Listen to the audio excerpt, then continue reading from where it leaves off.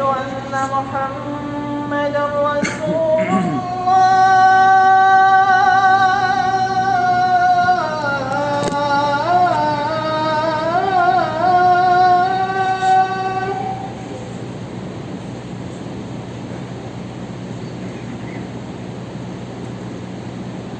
أشهد أن محمدا رسول الله.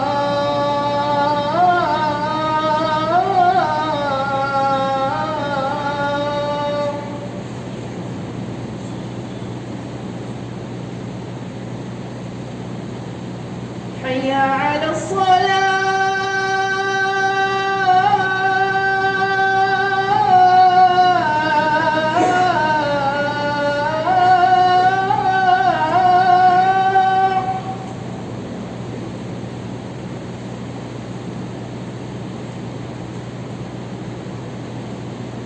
حي على الصلاة.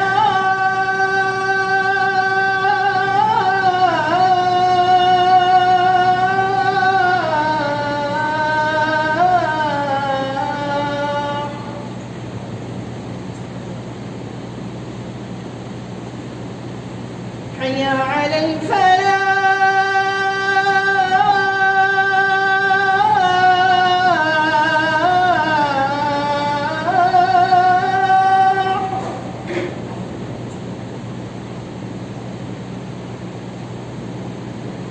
حي على الفلاح.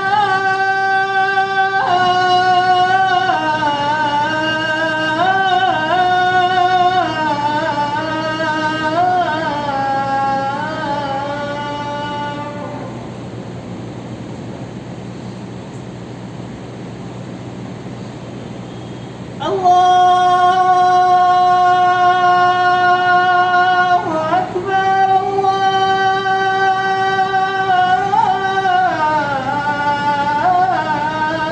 الله أكبر.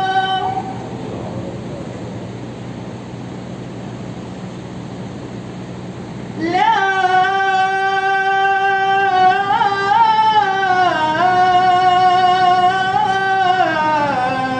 إله إلا الله.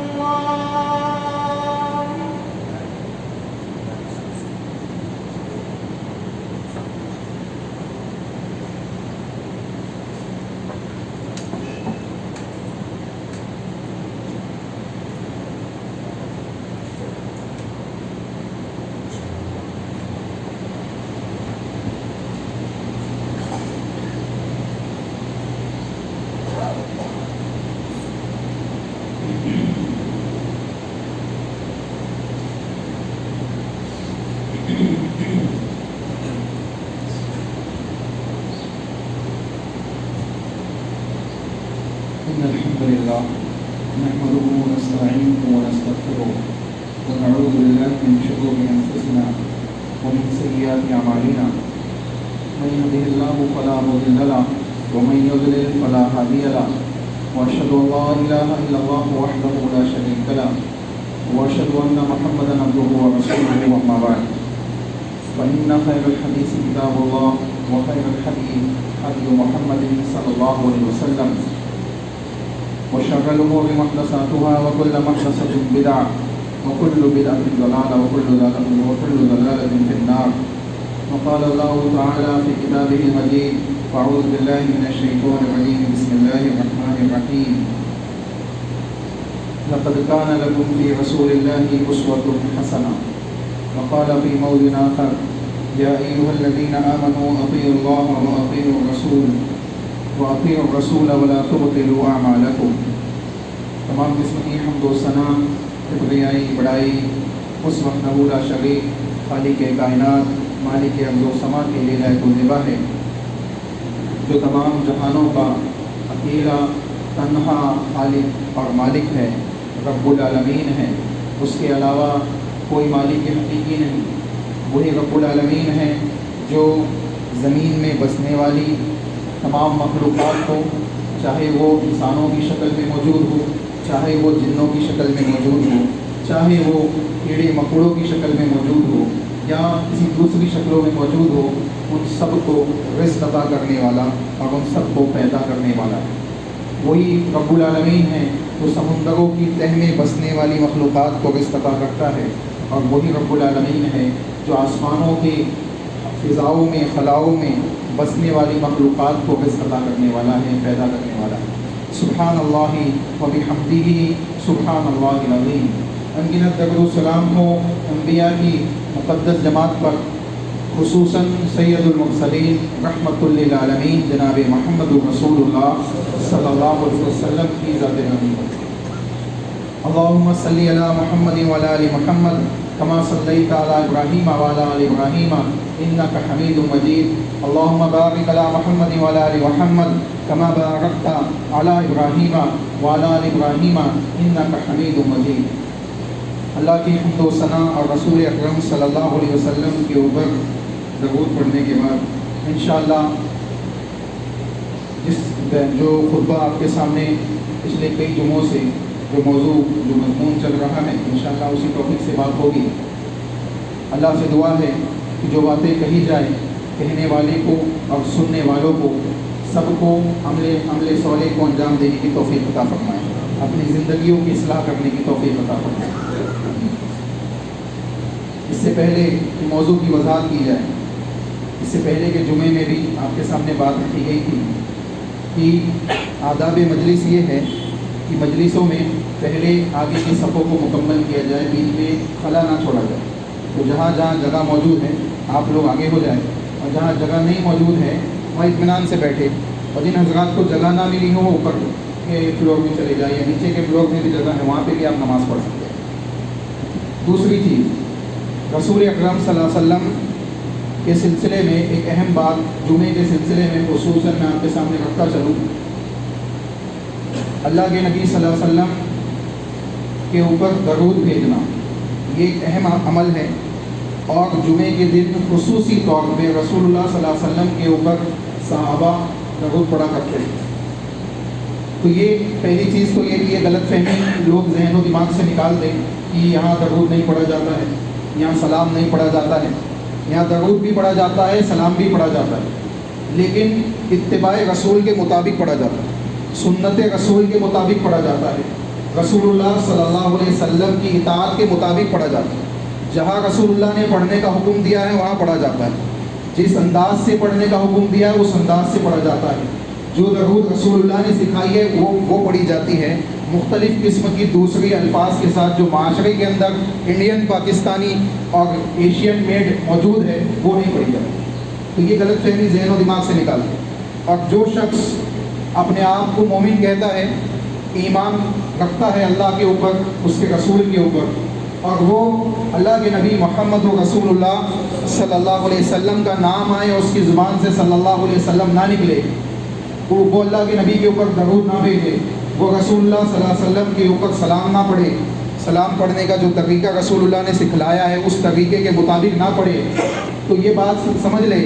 خصوصاً درود کے سلسلے میں اللہ کے نبی صلی اللہ علیہ وسلم نے یہ بات بیان کی کہ اس شخص سے زیادہ بخیل کوئی نہیں ہے دنیا میں، اس سے زیادہ بخیل کوئی نہیں ہے کہ جس کے سامنے محمد کا نام آئے اور اس کی زبان سے صلی اللہ علیہ وسلم بھی نہ نکلے۔ تو یہ رسول اللہ صلی اللہ علیہ وسلم کا ایک عظیم ترین حق ہے، اور اس حق کی اہمیت کے لیے اتنا ہی کافی ہے کہ اللہ رب العالمین نے نمازوں کے اندر اس کو کمپلسری کر دیا۔ اللہ رب العالمین نے دعاؤں کے ساتھ اس کو ملحق کر دیا کہ کوئی دعا بنا درود پڑھے انسان کی قبول نہیں ہوگی۔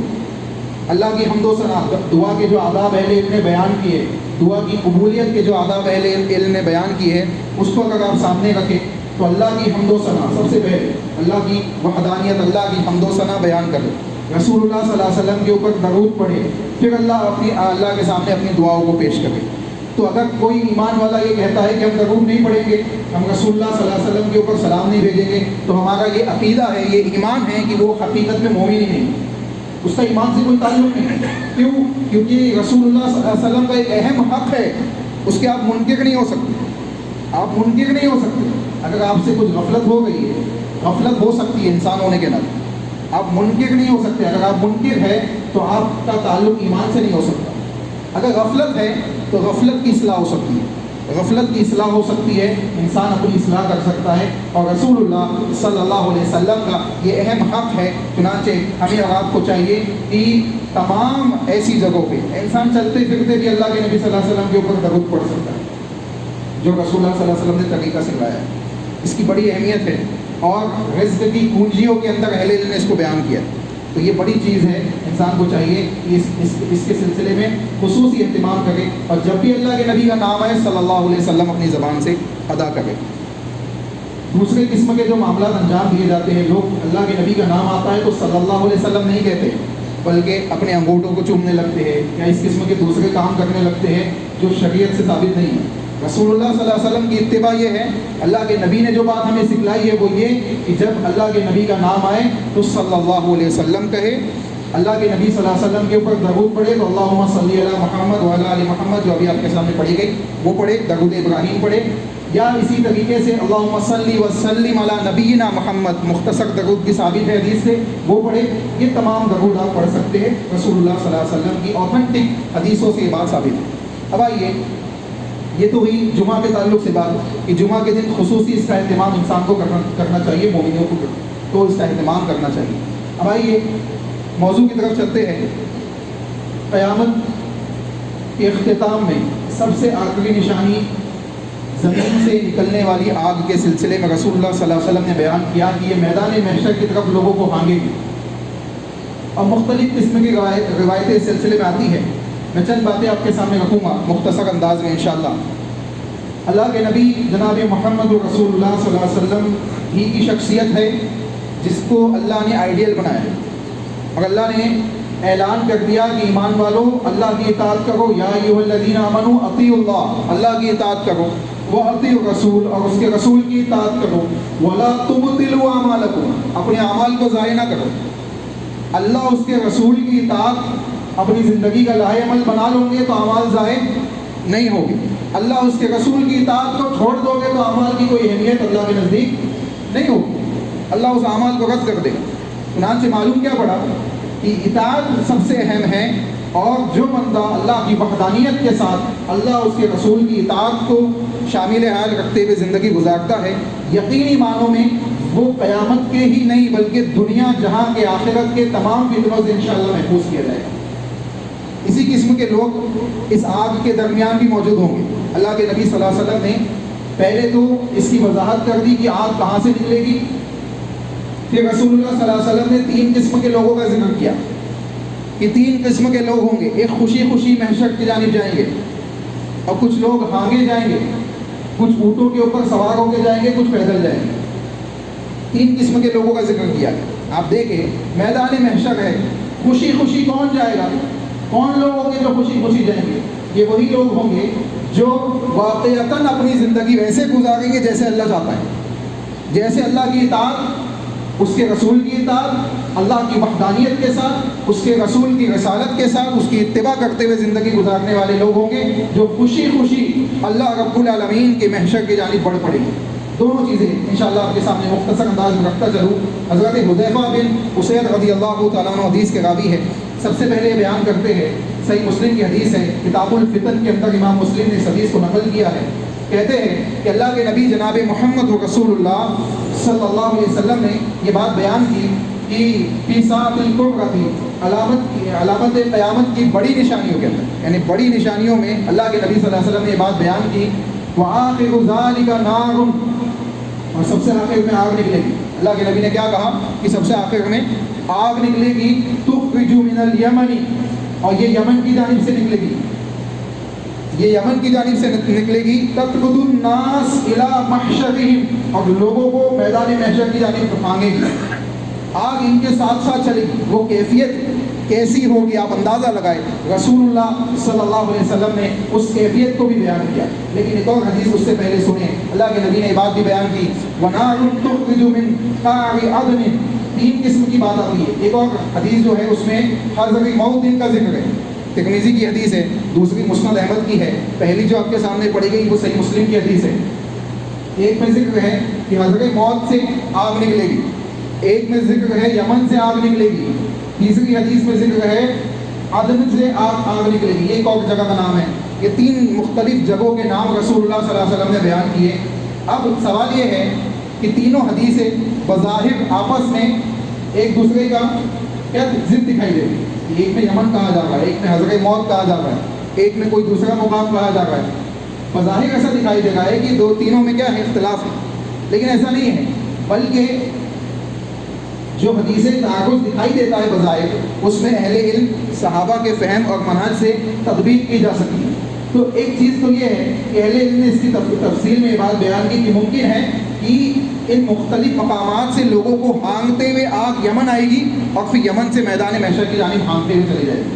دوسری جو صورت ہے وہ یہ کہ لوگوں کو فرشتوں کی جانب سے ہانگا جائے گا آگ کی جانب، اور پھر آگ ان کو ہانگتے ہوئے کہاں لے جائے گی، میدان محشر کی جانب۔ چنانچہ اس میں کوئی حرج کی بات نہیں کہ وہ تین جگہوں کی مختلف آگ آ کے ایک جگہ جمع ہوگی اور پھر وہ جا کے لوگوں کو میدان محشر میں جمع کرے گی، جس کا ذکر رسول اللہ صلی اللہ علیہ وسلم نے بیان کیا کہ مشرق یعنی آگ ان کو ہانگتے ہوئے لے جائے گی۔ دوسری چیز، اللہ کے نبی محمد رسول اللہ صلی اللہ علیہ وسلم نے اس بات کی وضاحت کو بیان کیا کہ جب یہ آگ ہانگے گی لوگوں کو، آگ پیچھے پیچھے ہوگی، لوگ آگے آگے ہوں گے، کیفیت کیا ہوگی، زمین چٹیل میدان ہو چکی ہوگی، کوئی سہارا، کوئی دوسری یعنی سواریاں جو آج موجود ہے، ہوائی جہاز، ٹرینس اور اس قسم کے دوسرے فیسلٹیز آپ کے ساتھ پاس موجود ہیں، یہ تمام چیزیں ختم ہو چکی ہوگی۔ یہاں تک کہ چوپائے جن کے اوپر لوگ بیٹھ کے جانا چاہیں گے، ان کے اوپر بھی اللہ رب العالمین ایک قسم کے معاملات پیدا کر دے گا، جس کی وجہ سے ان کی تعداد بھی کم ہو جائے گی، ایک دم قلیل تعداد میں بچے گے۔ یہاں تک کہ اللہ کے نبی صلی اللہ علیہ وسلم نے بیان کیا کہ ایک شخص اپنا بڑا باغ لے کے نکلے گا کہ اس باغ کے بدلے کوئی اونٹنی مل جائے۔ بڑا باغ، آپ سوچے باغ کتنا مہنگا ہوتا ہے۔ آج کے زمانے میں چھوٹی سی زمین کا ٹکڑا انسان لینے جاتا ہے تو سال کی اس کی کمائی لگ جاتی ہے اس میں۔ تو اللہ کے نبی نے بیان کیا کہ ایک بڑا باغ لے کے نکلے گا بیچنے کے لیے کہ اس کو بیچ دوں، اس کے بدلے میں کوئی اونٹنی مل جائے یا کوئی جانور مل جائے جس پہ بیٹھ کے میں نکل پڑوں، کچھ نہیں ملے گا، کچھ نہیں ملے گا۔ اور جو لوگوں کے پاس ہوگا اس کی کیفیت کیا ہوگی، اس حدیث سے سنیں۔ عبد الرحمن صفر الدوسی رضی اللہ تعالیٰ عنہ حدیث کے راوی ہے، کہتے ہیں کہ قال النبی صلی اللہ علیہ وسلم یحشر الناس علی ثلاث طرائق، اللہ کے نبی نے کہا کہ 3 طریقے سے لوگوں کو میدان محشر کی جانب بھگایا جائے گا، جمع کیا جائے گا۔ پہلے تو وہ لوگ ہوں گے، پہلی قسم کے لوگ وہ ہوں گے غاضبین و راہبین، جو خوش و خرم رغبت کے ساتھ میدان محشر کی جانب بڑھیں گے، خوشی خوشی جائیں گے، ان کو کسی قسم کا غم نہیں ہوگا۔ یہ خوشی خوشی جانے والے لوگ پہلی قسم کے لوگ ہوں گے جن کا ذکر اللہ کے نبی نے بیان کیا کہ یہ پہلی قسم ہوگی جو خوشی خوشی میدان محشر کی جانب جائے گی۔ میں نے آپ کے سامنے بیان کیا، اللہ نے بیان کیا کہ اے لوگو اللہ کی اطاعت کرو، رسول اللہ کی اطاعت کرو، اپنے اعمال کو ضائع نہ کرو۔ اے لوگو رسول اللہ کو آئیڈیل بنا لو، لقد کان لکم فی رسول اللہ اسوۃ حسنہ، اللہ کے نبی کو آئیڈیل بنا لو۔ جو شخص اللہ کے نبی کو آئیڈیل بنائے گا، اور اللہ کے نبی نے جیسے اللہ کی عبادت وحدانیت کے ساتھ کی، اللہ کے نبی کے صحابہ نے جیسے اللہ کی عبادت وحدانیت کے ساتھ کی، اللہ کی توحید کے ساتھ کی، اللہ رب العالمین کو ایک مانتے ہوئے، اکیلے وحدہ لا شریک کو سجدہ کرتے ہوئے، اکیلے رب العالمین سے دعائیں مانگتے ہوئے، اکیلے اللہ کی وحدانیت کو مانتے ہوئے زندگی گزاری، ویسے اگر مومنین زندگی گزاریں گے، ویسے اس کے رسول کی اطاعت کریں گے، تو یقینی معنوں میں ان بڑے بڑے فتنوں سے بھی اللہ محفوظ کر لے گا۔ اور اس سخت ترین موقع پہ جب آگ نکلے گی، زمین چٹیل میدان ہو چکی ہوگی، زمین تانبے کے مانند تپ گئی ہوگی، سورج 1 میل کے فاصلے پہ ہوگا۔ اللہ کے نبی محمد رسول اللہ صلی اللہ علیہ وسلم نے بیان کیا کہ سورج 1 میل کے فاصلے پہ آ چکا ہوگا، اور کیفیت یہ ہوگی، راوی حدیث بیان کرتے کہ مجھے معلوم نہیں ہے کہ اللہ کے نبی نے میل کون سا بیان کیا۔ 2 قسم کے میل ہوتے ہیں عربی میں، ایک ہوتا ہے وہ میل جس سے آپ آنکھوں میں سرما لگاتے ہیں، آنکھوں میں سرما لگایا جاتا ہے، وہ میل چھوٹا سا سرمے کی بوتل کے اندر یا اس کے ڈبے کے اندر آپ کو مل جائے گا، سلائی ہوتی ہے چھوٹی سی، اس کو بھی میل کہا جاتا ہے۔ دوسرا میل مسافت والا ہوتا ہے، کلومیٹرز والا میل ہوتا ہے۔ تو یہ 2 قسم کے میل ہوتے ہیں۔ راوی حدیث کہتے ہیں کہ مجھے معلوم نہیں کون سا میل مراد ہے، مجھے نہیں معلوم کہ اللہ کے نبی نے یہاں میل سرما دانی والا میل کہا یا مسافت والا کہا۔ اللہ اکبر، اندازہ لگائے، سرما دانی والا چھوڑ دے، اگر مسافت والا بھی ہو مسافت والا بھی ہو. اللہ کے نبی نے کہا کہ سورج 1 میل کے فاصلے پہ ہوگا. اگر مسافت والا بھی ہو تو کیا آج ہم اس سورج کی تپش کو برداشت کر پاتے ہیں جو لاکھوں اور اربوں میلوں دور ہم سے ہے؟ اس کی تپش کو ہم برداشت نہیں کر پاتے. ہمارے پنکھے، کولرز، اے سی فیل ہو جاتے ہیں اس کے سامنے. اور جب وہ 1 میل کے فاصلے پہ ہوگا تو کیفیت کیا ہوگی؟ کیفیت کیا ہوگی؟ زمین کی کیفیت کیا ہوگی؟ ہماری اور آپ کی کیفیت کیا ہوگی؟ لوگوں کی زبانیں ان کی حلق سے لٹک چکی ہوگی. یہ کیفیت ہوگی. آئیے اللہ کے نبی نے کہا ایسے موقع پہ کچھ لوگ ایسے ہوں گے جو خوشی خوشی میدان محشر کی جانب جائیں گے. اللہ اکبر. یہ کون خوش نصیب ہوگی؟ یہ وہ خوش نصیب ہوگی جنہوں نے اپنی زندگی کے اندر کبھی شرک نہیں کیا ہوگا، وحدانیت اللہ کی مانی ہوگی، اللہ کی وحدانیت کو مانتے ہوئے رسول اللہ صلی اللہ علیہ وسلم کی اتباع اور صحابہ کے فہم اور منہج کے ساتھ زندگی گزاری ہوگی. تو یقینی معنوں میں انشاءاللہ یہی وہ لوگ ہوں گے جن کو اللہ رب العالمین خوشی خوشی میدان محشر کی جانب جانے کی توفیق عطا فرمائے گا. دوسری قسم کے لوگ اللہ کے نبی نے بیان کیا وَإِثْنَانِ عَلَى بَعِيرٍ، اور دوسری قسم کے چند لوگ ایسے ہوں گے جو سواریوں پہ جائیں گے، جن کے پاس جانے کے لیے کوئی نہ کوئی جانور، اونٹ، گدھا یا اس قسم کے جانور موجود ہوں گے. کوئی دوسری سواری نہیں ہوگی، کوئی ایسی چیز نہیں ہوگی جو آج ہم اور آپ چلاتے، ایسی کوئی چیز موجود نہیں ہوگی. اللہ کے نبی نے کہا وَإِثْنَانِ عَلَى بَعِيرٍ، اور دوسری قسم کے لوگ ہوں گے جو اونٹ کے اوپر چلے گی، جس میں ایک اونٹ کے اوپر 2 لوگ بیٹھے ہوئے. وہ ثلاثۃ عَلَى بَعِيرٍ، 3 لوگ ایک اونٹ پہ بیٹھے ہوئے. کیفیت یہ ہوگی کہ اونٹ بھی قلیل تعداد میں ہوں گے، لوگوں کے پاس نہیں ہوں گے. تو ایک اونٹ کے اوپر 2، کہیں 3 لوگ بیٹھے ہوں گے، کہیں اللہ کے نبی نے کہا 4 لوگ بیٹھے ہوں گے. یہاں تک کہ کیفیت یہ ہوگی کہ کہیں ایک اونٹ کے اوپر 10 لوگ ہوں گے. 10 لوگ ہو گئے. اونٹ کیسے چلے گا؟ آپ اندازہ لگائیں. بعض تفاصیر یہ بھی ملتی ہے کہ 10 لوگ ہو گئے کہ تو 1-2 لوگ بیٹھ جائیں گے، پھر باقی یعنی نمبر لگا لیں گے. اب تم یہاں سے وہاں تک چلو، یہاں سے وہاں تک ہم چلیں گے، یہاں سے وہاں تک ہم بیٹھیں گے. اس قسم سے معاملہ ہوگا. چنانچہ رسول اللہ صلی اللہ علیہ وسلم نے بیان کیا وَيَحْشُرُهُمْ بَقِيَّتِهِمْ النَّارِ، یہ دوسری قسم کے ہوں گے جو اونٹوں کے اوپر جائیں گے. جو اونٹوں کے اوپر جائیں گے ان میں پیدل بھی ہوں گے، کچھ لوگ پیدل ہوں گے جن کے پاس کچھ نہیں ہوگا، اور کچھ خوشی خوشی جائیں گے. اور تیسری قسم کے لوگ ہوں گے، یہ وہ لوگ ہوں گے جو جانا نہیں چاہیں گے میدان محشر کی جانب. ان کو آگ بھگائے گی، ان کے پیچھے پیچھے آگ آئے گی، یہ آگے آگے بھاگیں گے، یہ تھک جائیں گے. ظاہر سی بات ہے کہ انسان مسلسل دوڑ نہیں سکتا، مسلسل بھاگ نہیں سکتا. تو کیا کیا جائے گا؟ اللہ کے نبی صلی اللہ علیہ وسلم نے اس کی بھی وضاحت کو بیان کر دیا. اللہ کے نبی نے کہا تقیل معہم، یہ آگ ان کے ساتھ قیلولہ کریں گی. اللہ اکبر. جہاں یہ رک جائیں گے، تھک جائیں گے، سو جائیں گے، آگ بھی رک جائے گی، آگ بھی ان کے ساتھ رک جائیں گی. یہ تھک گئے، ٹھیک ہے بیٹھ جاؤ، آرام کر لو، سکون حاصل کر لو. جیسی ہی چستی آئے گی آگ ان کو پھر دوڑائے گی. اللہ کے نبی تقیلو، یہ قیلولہ کرے گی آگ بھی، یہ آگ ان کے پیچھے پیچھے، معہم ان کے ساتھ قیلولہ کرے گی. جہاں یہ رکیں گے آگ بھی رک جائے گی، جہاں یہ دوڑیں گے، جہاں یہ بھاگیں گے، جہاں یہ چلیں گے، آگ بھی ان کے پیچھے پیچھے چل پڑے گی، آگ بھی ان کے پیچھے دوڑ پڑے گی. یعنی ان کو دوڑاتے ہوئے میدان محشر کی جانب لے جایا جائے گا. اللہ اکبر. کیفیت کیا ہوگی؟ لوگوں کے پاس کوئی دوسرا سہارا نہیں ہوگا. یہ وہی لوگ ہوں گے جو دنیا کے اندر اختتامی یعنی معاملات ہوں گے، اب تمام قسم کے دوسرے یعنی جو وسائل آج موجود ہیں یہ سب ختم ہوتے چلے جائیں.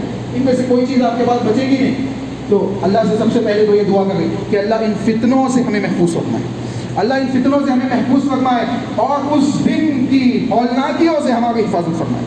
اس دن کی ہولناکیوں کے موقع پہ اللہ تو اپنی رحمت میں ہمیں ڈھانپ لے، تو اپنی رحمت میں ہمیں ڈھانپ لے کہ ہمارے گناہ بہت ہے، ہمارے معاملات بہت بگڑے ہوئے ہیں، ہم نے تجھے بلایا ہوا ہے، تیرے جانب جھکنے کی ہمیں توفیق نہیں ہے. ہمارے سامنے جو کچھ ہے دنیا ہی ہے، ہم نے جو کچھ سمجھا ہوا ہے دنیا کا معلوم ہوتا سمجھا ہوا ہے. اللہ تیرے حقوق کو ہم نے چھوڑ دیا ہے. اللہ کے جیسی قدر ہونی چاہیے تھی ویسی قدر ہم نے نہیں کی. اللہ کے سلسلے میں نہ علم سیکھنے کی ہمیں توفیق ہے، نہ اللہ کے حضور میں اپنی پیشانیوں کو جھکانے کی ہمیں توفیق ہے، نہ اللہ رب العالمین کی وحدانیت کو مان کر زندگی گزارنے کی توفیق ہے. اللہ کی قسم یہی وہ وجوہات ہے کہ آج مختلف انداز سے مسلمانوں کے اوپر ظلم و ستم کیے جا رہے ہیں، مسلمانوں کو ذلیل و خوار کیا جا رہا ہے، مسلمان ٹکڑے ٹکڑے میں ٹولی میں بٹے ہوئے ہیں. جس کی وجہ یہ ہے کہ ایک وحدانیت والے رب کو، اللہ رب العالمین کی وحدانیت کو چھوڑ دیا، اس رب کائنات کے علاوہ دوسروں کو سجدہ کرنے لگ گئے، دوسروں کے سامنے ہاتھ پھیلانے لگ گئے، دوسروں کے سامنے وسیلے اپنانے لگ گئے. تو جب کیفیت یہ ہوگی، ایمان کے بعد یہ کیفیت ہوگی. صحابہ کے معاملات کیا تھے؟ جب کفر میں تھے تو کفر کے اندر ایسے کفر میں تھے کہ ان سے بڑھ کے کفر میں کوئی نہیں تھا، لیکن جب ایمان میں آئے تو مکمل طریقے سے کفر شرک کو چھوڑ دیا اور ایمان میں ایسے ایمان والے بن گئے کہ ان سے بڑھ کے ایمان والا آج تک کوئی پیدا نہیں ہوا. یہ صحابہ کی کیفیت تھی جن کے سلسلے میں اللہ نے اعلان کر دیا رضی اللہ عنہ ورضوا عنہ، میں ان سے راضی ہو گیا، یہ مجھ سے راضی ہو گیا. اللہ اکبر، یہ وہ صحابہ تھے. تو آج ہم ان صحابہ کے ماننے والے، ان صحابہ کے پیچھے نقشے قدم پہ چلنے والے، والذین اتبعوہم بإحسان کے زمرے میں آنے والے ہم لوگ ہیں. اگر ہم اس احسان کے ساتھ ان صحابہ کو نہیں مانیں گے، ان کی اتباع نہیں کریں گے، ان کے نقشے قدم پہ نہیں چلیں گے، اس کے رسول جناب محمد رسول اللہ صلی اللہ علیہ وسلم کی اتباع نہیں کریں گے، تو یقین جانیے اسی طریقے سے دنیا میں ذلیل ہوتے چلے جائیں گے اور کوئی مدد اللہ کی جانب سے نہ کوئی مدد کسی دوسرے کی جانب سے نازل ہونے والی ہے. مدد دنیا میں بھی آتی ہے. ہم نے دیکھا ہوگا بہت سے لوگوں کی لوگ دنیا میں دوسرے لوگ مدد کرتے ہیں، دوسرے قوموں کی دوسرے قوم لوگ والے مدد کرتے ہیں. تو یہ کب کرتے ہیں؟ جب اللہ توفیق دیتا ہے. اس کا مطلب کیا ہے کہ اصل مدد کہاں سے نازل ہوئی ہے؟ ان کے دلوں کو تبدیل کس نے کیا ہے؟ ان کے دلوں کو کس نے تبدیل کیا ہے؟ جب رسول اللہ صلی اللہ علیہ وسلم طائف پہنچے، طائف کے اوباشوں نے اللہ کے نبی صلی اللہ علیہ وسلم کے ساتھ ظلم و ستم کا معاملہ کیا، اللہ کے نبی صلی اللہ علیہ وسلم کو گالیاں دی، اللہ کے نبی کے اوپر پتھر برسائے، خون آلود کر دیا، پیشانی سے خون بہتا ہوا جوتیوں میں جم گیا، رسول اللہ کو غشی آ گئی، بے ہوش ہو گئے. لیکن جب باغ ملا تو کس کا ملا؟ ایک باغ جو جہاں اللہ کے نبی نے آرام کیا، وہ بھی کوئی ایمان والا نہیں تھا، ایمان والا نہیں تھا، لیکن اس کے دل کو تبدیل کس نے کیا؟ رسول اللہ کو اجازت ملی. اور طائف کے جو اوباش تھے جو آپ کے پیچھے لگے ہوئے تھے، جب اللہ کے نبی کو اس باغ کے اندر امن اجازت مل گئی اور آپ کو وہاں اندر لے جایا گیا، سائے میں، انگور کے بیل کے سائے میں اللہ کے نبی لیٹے بیٹھے، رسول اللہ صلی اللہ علیہ وسلم کے پیچھے آنے والے وہ اوباش واپس چلے گئے. پھر فرشتے آئے. وہ لمبی ڈیٹیل ہے، میں اس جانب نہیں جانا چاہتا. بتانا مقصود یہ ہے کہ اللہ رب العالمین ہی کی ذات ہے جس نے اپنے نبی کے لیے بھی لوگوں کے دلوں کو بدلا ہے، اور لوگوں کے لیے بھی، ایمان والوں کے لیے بھی دل بدلنے والی ذات کسی کی ہے تو اللہ نے. اللہ کے نبی صلی اللہ علیہ وسلم نے بیان کر دیا، یا مقلب القلوب، اے دلوں کو پھیرنے والے، ثبت قلبی علی دینک، تو اپنے دین کے اوپر ہمارے دل کو ثابت قدم رکھیے. صرف قلبی علی طاعتک، اور ہمارے دل کو موڑ دے اطاعت کی طرف، تیری اطاعت کی طرف، تیری اتباع کی طرف موڑ دے. رسول اللہ دعا کر رہے ہیں تو ہم اور آپ کیوں نہیں کرتے دعا؟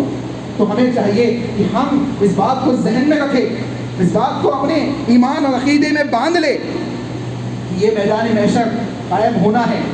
جو موجود ہوں گے ان پہ بھی قائم ہونا ہے، اور جو اس دنیا سے جا چکے ہوں گے ان کو تو اللہ اٹھا کے حساب لے گا، سب کو اٹھائے گا، سب کو جمع کرے گا. تو اندازہ لگائے کتنی سخت اور ہولناکی والی کیفیت ہوگی. حضرت عائشہ رضی اللہ تعالیٰ عنہ نے سوال کیا اللہ کے نبی صلی اللہ علیہ وسلم سے، اے اللہ کے نبی، میدان محشر میں جب لوگوں کو اٹھایا جائے گا، اللہ کی جانب سے حکم ہوگا لوگوں کو اٹھانے کا، لوگ اپنی اپنی قبروں سے نکل کے آئیں گے، رسول اللہ صلی اللہ علیہ وسلم کیفیت کیا ہوگی؟ لوگ کپڑے پہنے ہوئے ہوں گے یا نہیں ہوں گے؟ اللہ اکبر. مومنوں کی ماں حضرت عائشہ رضی اللہ تعالیٰ عنہ کو پردہ پوشی کی کتنی فکر موجود ہے. ام المومنین پوچھ رہی ہے، اللہ کے نبی صلی اللہ علیہ وسلم بیان کرتے کہ عائشہ، کوئی کسی کے بدن پہ کوئی کپڑا نہیں ہوگا، کسی کے بدن پہ کوئی کپڑا نہیں ہوگا. اللہ کے نبی، کیا لوگ شرم و حیا سے مر نہیں جائیں گے؟ اللہ کے نبی صلی اللہ علیہ وسلم نے بیان کیا، شرم و حیا تو چھوڑو اے عائشہ، کسی کو کسی کی طرف دیکھنے کی فرصت نہیں ہوگی. لوگ ایسی حالت میں ہوں گے کہ گویا کوئی مجنون ہو چکے، نشے میں ہیں، ایسی کیفیت میں ہوں گے کہ لوگ کسی کی طرف دیکھنے کی کسی کو فرصت نہیں ہوگی، کسی کی ہمت نہیں ہوگی کہ کسی کی طرف نگاہوں کو اٹھا لے. یہ کیفیت ہوگی. پھر ایک کے بعد دیگرے لوگوں کو کپڑے پہنائے جائیں گے، سب سے پہلے رسول اللہ صلی اللہ علیہ وسلم کو پہنائے جائیں گے. چنانچہ اللہ کے نبی نے کہا کہ یہ آگ ان کے ساتھ قیلولہ کرے گی، یہ جہاں رک جائیں گے وہاں آگ بھی رک جائے گی. وقالوا، اللہ کے نبی کا وقالوا وتبیت معهم، ان کے ساتھ رات گزارے گی، ان کے ساتھ رات گزارے گی. وتصبح معهم، ان کے ساتھ دن صبح کرے گی، انہی کے ساتھ رات گزارے گی آگ، انہی کے ساتھ صبح کرے گی. وَأَصْبَحُوا وَتُمْسِي مَعَهُمْ، اور انہی کے ساتھ صبح کرے گی، انہی کے ساتھ شام کرے گی. انہی کے ساتھ، یعنی یہی لوگ ہوں گے جن کو آگ بھگائے گی اور انہی کے ساتھ موجود رہے گی. جیسے یہ چلنے لائق ہو جائیں گے، یہ دوڑنے لائق ہو جائیں گے، آگ پھر ان کو دوڑائیں گے، پھر دوڑائے گی، پھر تھک جائیں گے، پھر موقع دے گی سونے کا، اٹھنے کا، بیٹھنے کا، جو کرنا چاہے، لیکن جب معاملہ ہوگا پھر درست ہو جائے گا، پھر بھگائے گی، یہاں تک کہ میدان محشر میں لوگ پہنچ جائیں گے، میدان محشر میں لوگ پہنچ جائیں گے۔ اب سوال یہ ہے کہ میدان محشر کہاں ہوگا؟ اسی زمین پہ ہوگا، اسی زمین پہ قائم ہوگا۔ کہاں پہ ہوگا؟ انشاءاللہ نیکسٹ جمعے میں آپ کے سامنے بات کی جائے گی، لیکن ذہن میں یہ بات رکھے کہ اگر انسان چاہتا ہے کہ میدان محشر کی سختیاں ہو، قیامت کی ہولناکیاں ہو، قیامت کی بڑی نشانیاں ہو، یا چھوٹی علامات ہو، یا فتنے ہو، یا مختلف قسم کے جو معاملات اور معاشرے کے اندر ہے، ان سب سے بچنے کا واحد ذریعہ، ان سب سے بچنے کا واحد ذریعہ یہ ہے کہ اللہ رب العالمین کی وحدانیت کے ساتھ اس کی عبادت کی جائے۔ اللہ کی عبادت نہیں، اللہ کو عبادت مقصود نہیں ہے، اللہ کو عبادت مقصود نہیں ہے۔ آپ اس بات کو سمجھ لیں، پوری کائنات کے لوگ اللہ کی عبادت کرتے گئے، اللہ کی حمد و ثنا کرتے گئے، اللہ کی شان میں رتی برابر اضافہ نہیں ہونے والا۔ اور پوری کائنات کے لوگ اللہ کی عبادت چھوڑ دے، اللہ کی نافرمانی کرنے لگ جائے، اللہ کی شان میں کوئی کمی واقع ہونے والی نہیں ہے۔ یہ عبادت کس کو فائدہ دے گی؟ ہمیں اور آپ کو فائدہ دے گی، لیکن یہ کب فائدہ دے گی؟ دنیا میں، آخرت میں کب فائدہ دے گی؟ یہ جب فائدہ دے گی جب اس عبادت کے اندر وحدانیت ہوگی۔ عبادت کرنا مقصود نہیں ہے، عبادت تو سب کرتے ہیں، معبودان باطلہ کو پوجنے والے لوگ بھی اپنے معبودوں کی عبادت کرتے ہیں، اپنے معبودوں کی عبادت کرتے ہیں۔ کیا وہ نہیں کرتے؟ کیا وہ دل سے عبادت نہیں کرتے؟ وہ اگر پتھروں کے سامنے بھی جھکتے ہیں تو دل سے جھکتے ہیں۔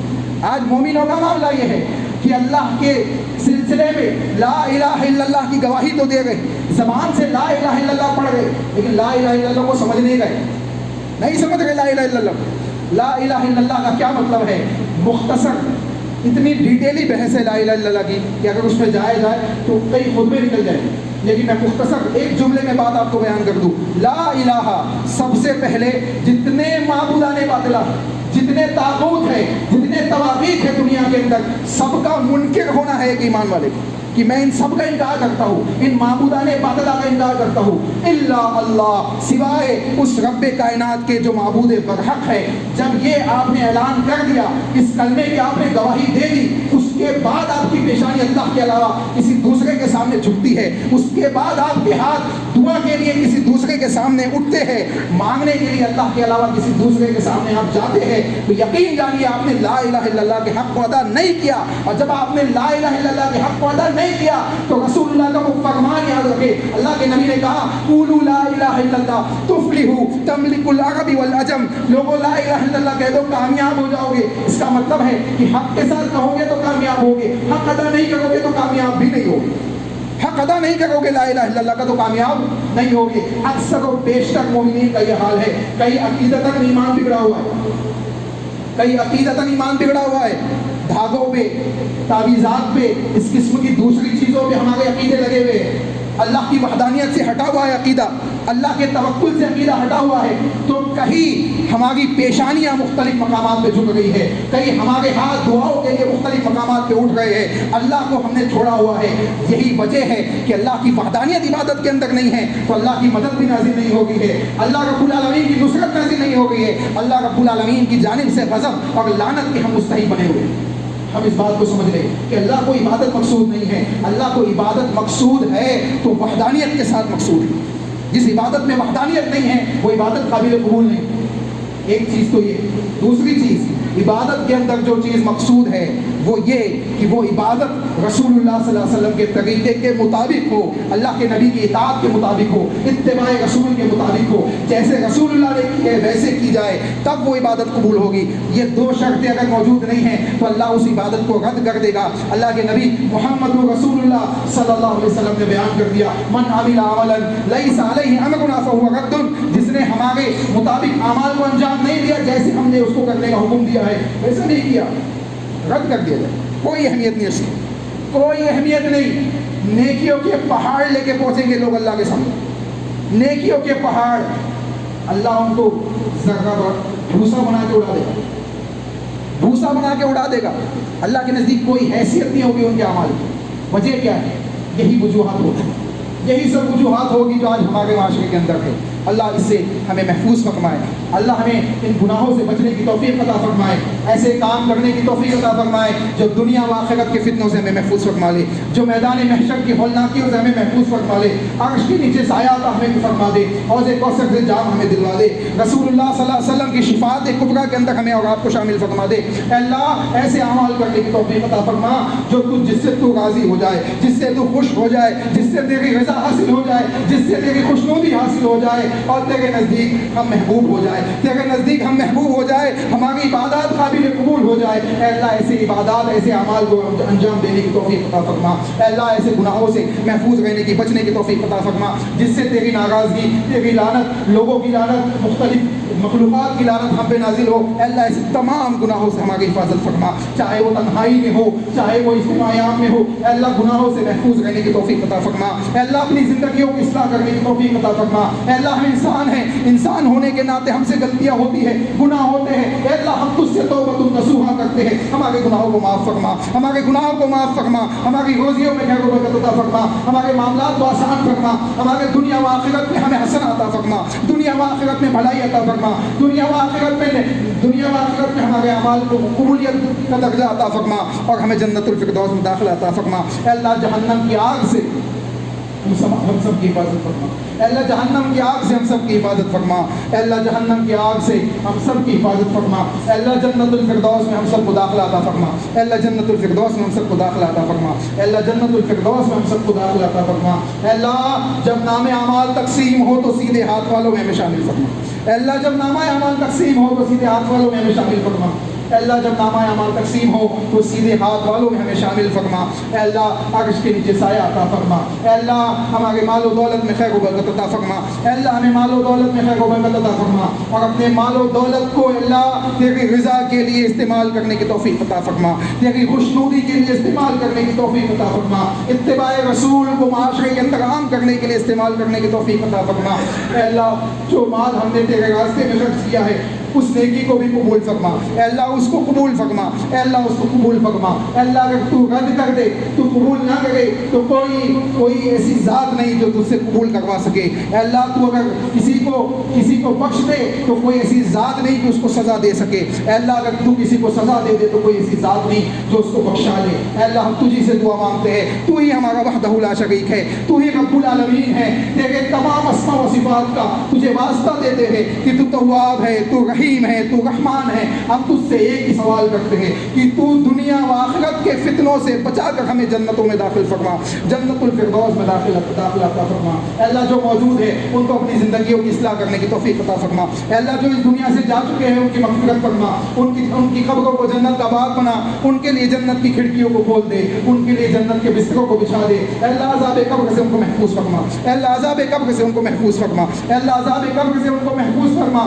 اے اللہ ہم بھی جانے والے ہیں، عذاب قبر سے ہم سب کو بھی محفوظ فرما، اے اللہ عذاب قبر سے ہم سب کو بھی محفوظ فرما۔ اے اللہ صحابہ کے فہم اور منہج کے مطابق اپنی زندگیوں کو گزارنے کی توفیق عطا فرما۔ اے اللہ ٹوٹے پھوٹے انداز میں جو دعائیں ہم نے مانگی ہے بھلائی کی، اے اللہ اس کو عطا فرما، اور جن شر سے ہم نے پناہ مانگی ہے اے اللہ اس سے ہم سب کو محفوظ فرما۔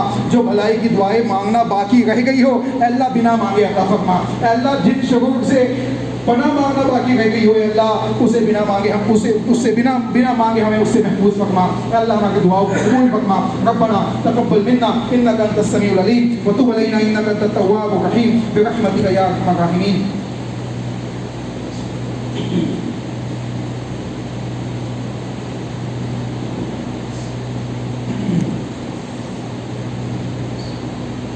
الحمد لله نحمده ونستعينه ونستغفره ونعوذ بالله من شرور انفسنا ومن سيئات اعمالنا، من يهده الله فلا مضل له ومن يضلل فلا هادي له، واشهد ان لا اله الا الله وحده لا شريك له واشهد ان محمدا عبده ورسوله، اما بعد فاعوذ بالله من الشيطان الرجيم، بسم الله الرحمن الرحيم، ان الله وملائكته يصلون على النبي يا ايها الذين امنوا صلوا عليه وسلموا تسليما، اللهم صل على محمد وعلى ال محمد كما صليت على ابراهيم وعلى ال ابراهيم انك حميد مجيد، اللهم بارك على محمد وعلى ال محمد كما باركت على ابراهيم وعلى ال ابراهيم انك حميد مجيد۔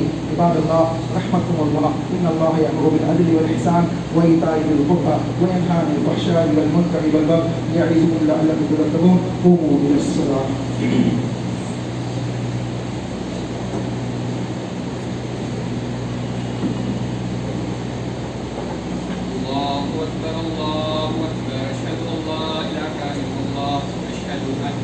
محمدا رسول الله حي على الصلاة حي على الفلاح قد قامت الصلاة قد قامت الصلاة الله أكبر لا إله إلا الله.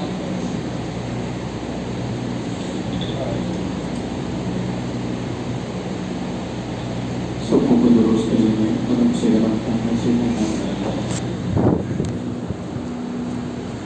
اللہ. اللہ